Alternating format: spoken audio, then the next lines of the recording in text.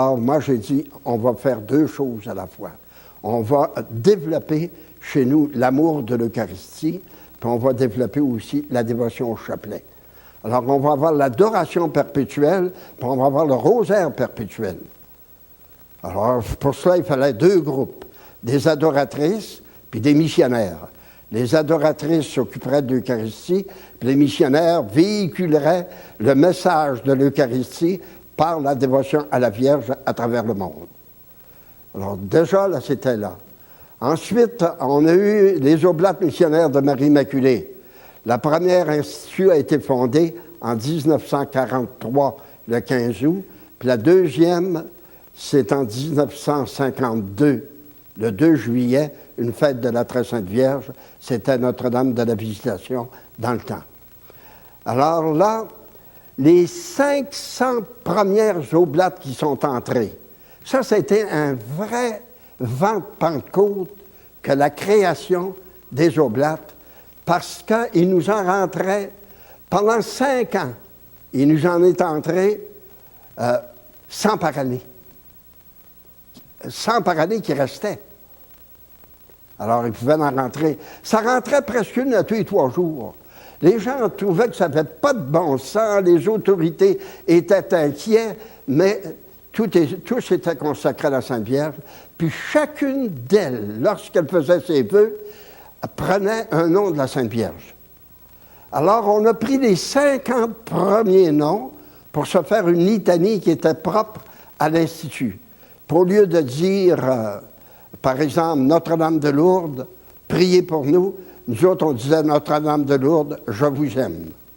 Alors, 50 fois, on entendait, là, je vous aime, je vous aime, je vous aime.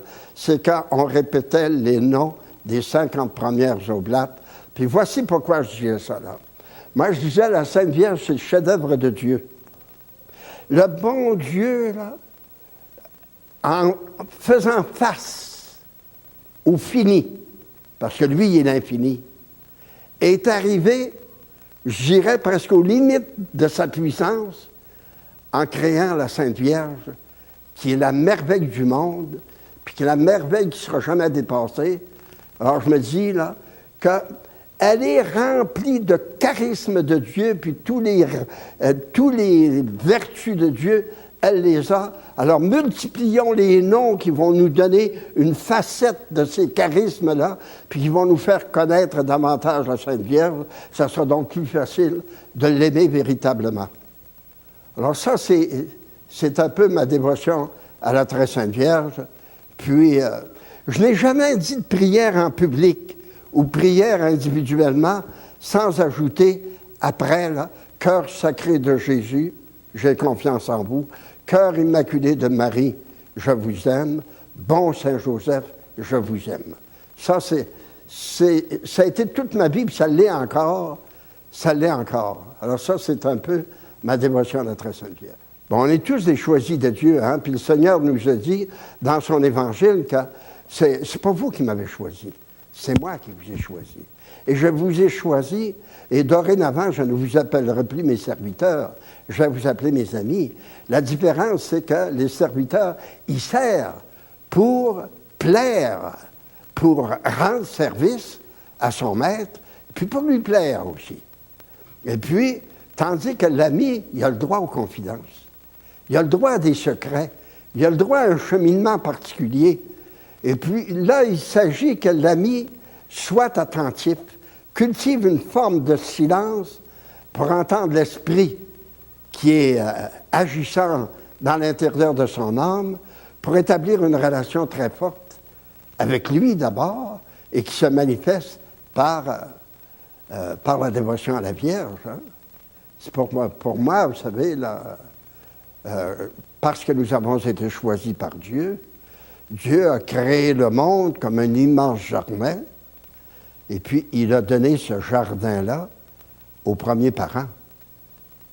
Puis il leur a donné la maîtrise, le souverain domaine sur toute vie qui n'est pas une vie humaine, sur toutes les fleurs et sur tous les animaux.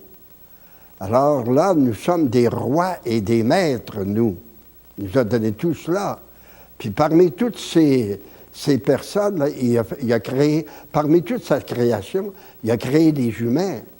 Le plus beau des humains, c'est le Christ, qui est venu assumer notre humanité pour nous montrer que c'est quelque chose de grand, et puis c'est un contenant qui sera capable de contenir le divin.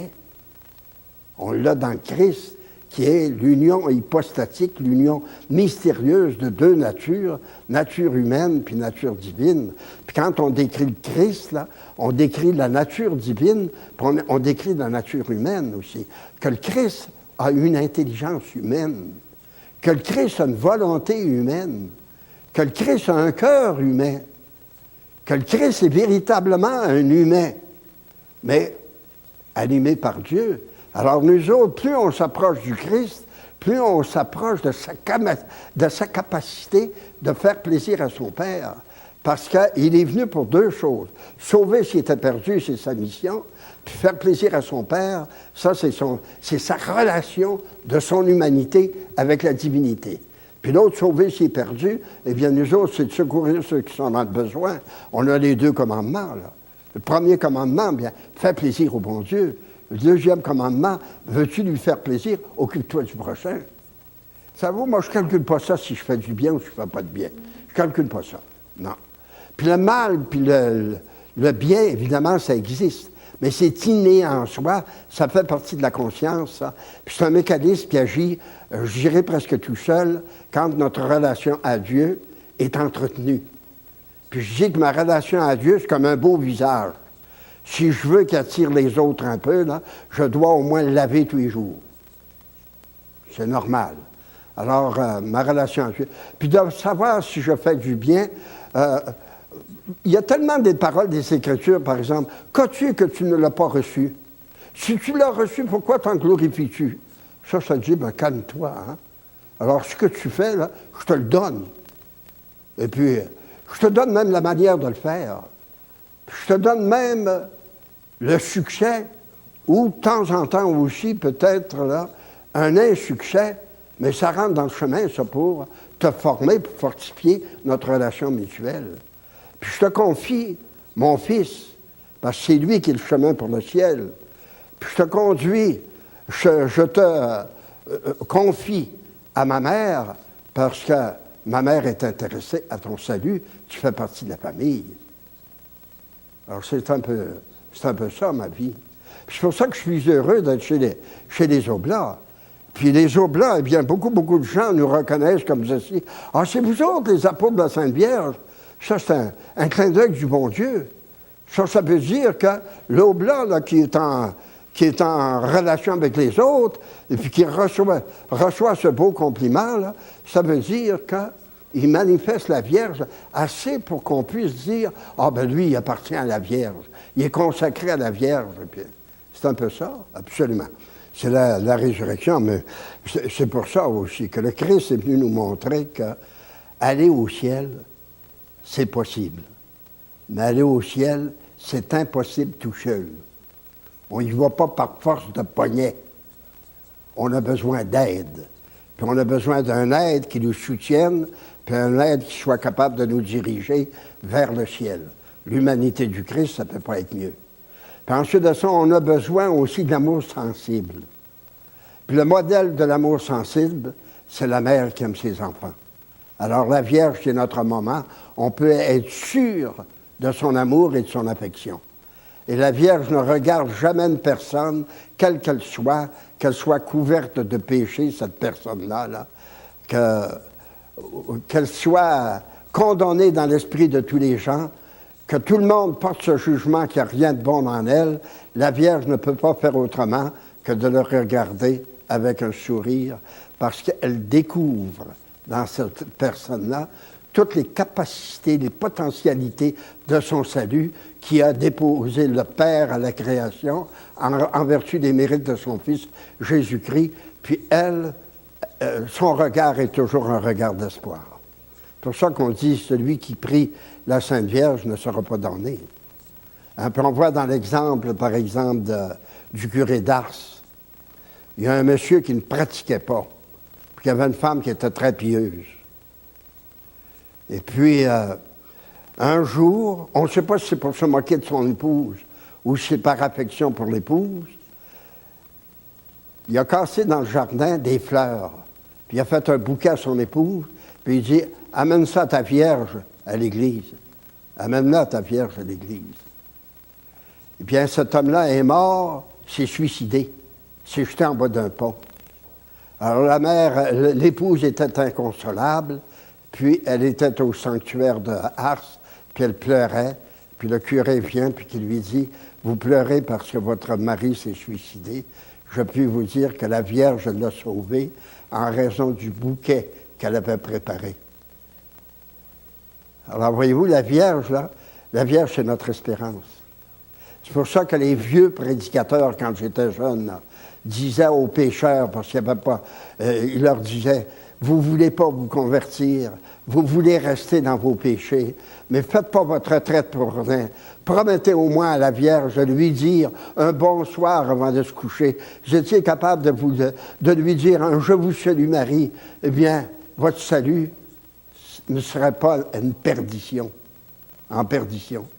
Alors voyez-vous, c'est pour ça qu'il y a tout un monde qu'on appelle le raisonnement, le monde du gros bon sens, le monde de l'intelligence, puis un autre monde en dessous de celui-là qu'on appelle le monde du cœur. Il n'y a pas de raisonnement quand le cœur commence à aimer, quand le raisonnement commence à se taire. Alors là, on vit de foi, puis on vit comme la Vierge a vécu sur la terre. Le moment présent, pas s'inquiéter. Joseph se lève, il dit « Cette nuit, j'ai eu un rêve. Un ange m'a dit, prends l'enfant et sa mère, et puis va-t'en du côté de l'Égypte. » Pas raisonner. Mon épouse ne m'a pas posé de questions. On a pris l'enfant, puis on est allé en Égypte. Au bout de 7 ou 8 ans, le même ange revient, puis qui dit, ceux qui en voulaient à la mort de Jésus, là, sont décédés. Alors prends l'enfant, puis retourne vers Nazareth.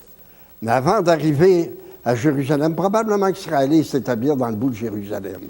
Mais quand ils sont arrivés du côté de Nazareth, ils ont su qu'Archélaüs, le fils d'Hérode, n'était pas meilleur que son père, puis qu'il en aurait voulu aussi à Jésus, puis qu'il l'aurait peut-être fait disparaître. Alors ils sont en allés vivre dans le silence, dans l'incognito presque.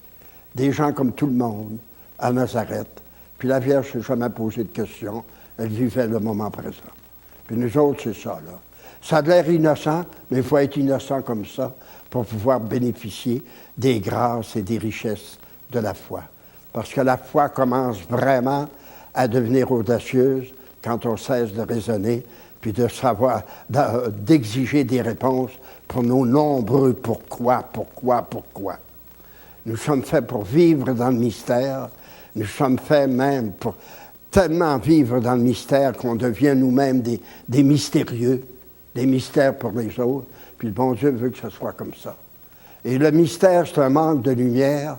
Puis dans le ciel, il n'y aura pas de mystère parce que tout est lumière. Puis lumière veut dire chaleur, veut dire aussi clarté, éblouissement, exaltation, enthousiasme. Ça sera la merveille. Et tout cela sans jamais de fatigue. Alors on peut espérer. Quand quelqu'un désespère, c'est parce qu'il se regarde. Quand il espère, c'est parce qu'il regarde la Vierge.